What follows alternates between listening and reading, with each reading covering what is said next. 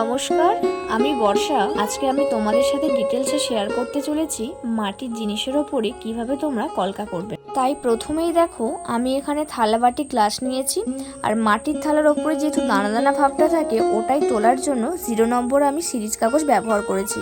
প্রথমে থালা বাটি গ্লাসের ওপরে দানা দানা ভাবটা তোলার জন্য সিরিজ কাগজ দিয়ে ঘষে নিলাম। পরে দেখো, আমি একটা গামলার মধ্যে জল নিয়েছি। ওই জলটার মধ্যে থালা বাটি গ্লাস পরপর কিন্তু আমি ভিজিয়ে ধুয়ে নিচ্ছি। ধোয়ার কারণ হচ্ছে, প্রথমত ওর মধ্যে যা ময়লা থাকে সেটা তো নিট অ্যান্ড ক্লিন পরিষ্কার হয়েই যায়।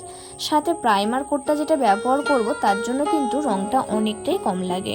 তোমরা এই বাটিটা দেখলেই বুঝতে পারবে যে বাটিটা কতটা পরিষ্কার হয়েছে। এইখানে দেখো, আমি থালার ওপরে সাদা রংটা প্রাইমার হিসাবে ব্যবহার করছি, তবে খুবই হালকা করে প্রাইমারটা দেব, কারণ এর ওপরে যখন আমি আবার 1 কোট রং দেব তখন স্তরটা মোটা হলে কিন্তু হাতে উঠে উঠে আসে। এর জন্যই প্রথমে আমি সাদার প্রাইমারটা একদম হালকা করে দিয়েছি।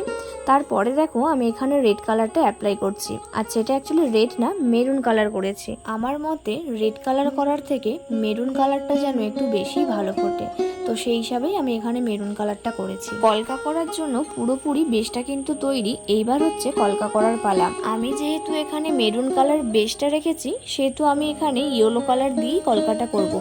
আচ্ছা, তোমরা আরও একটা জিনিস খেয়াল করো, আমি কলকা করার আগে কিন্তু ডবল দাগে আউটলাইনটা টেনে নিয়েছি। কলকাটা যে আমি করছি সেই ভিডিওটা কিন্তু আর নেওয়া হয়নি, তবে আমি কাজটা কমপ্লিট হওয়ার পরেই তোমাদের সাথে শেয়ার করলাম। থালার ওপরে কলকা করাটা আমার কিন্তু পুরোপুরি কমপ্লিট হয়ে গেছে, যার কারণে এইবার হাইলাইট করার জন্য আমি দেখো এখানে সাদা কালার ব্যবহার করছি। শুধুমাত্র কিন্তু ডট করেই বসিয়ে দিচ্ছি ওই কলকা করার ওপরে।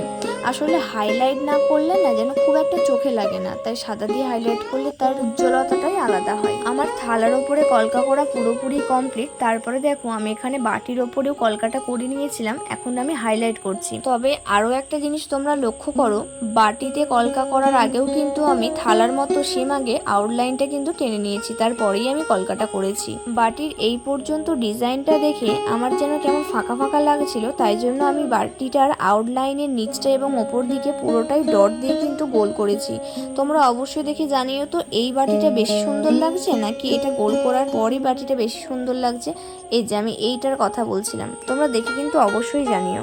তোমাদের তো আরও একটা কথা আমার বলাই হলো না, এটা কিন্তু মাটির থালা বাটির ওপরে আমার প্রথম করা কলকা।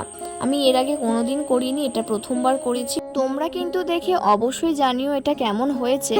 আর আমি এখানে থালা বাটির সেট হিসাবে একটা থালা, একটা গ্লাস আর টোটাল কিন্তু আমি 5টা বাটি নিয়েছিলাম। তোমরাও যদি এই ভিডিওটা দেখে থালা বাটির সেট বানানোর চেষ্টা করো, তোমরাও নিশ্চয়ই পারবে। আজকের ভিডিওটা তোমাদের কেমন লাগলো কমেন্ট করে জানাতে ভুলো না। আর ভিডিওটা যদি ভালো লেগে থাকে অবশ্যই একটা লাইক, সাথে কিন্তু সাবস্ক্রাইবটাও করে রাখো। আজকের মতো ভিডিও এটুকুই। সবাই সুস্থ থেকো, ভালো থেকো। দেখা হবে আবারও কোনো এক নতুন ভিডিওর সাথে।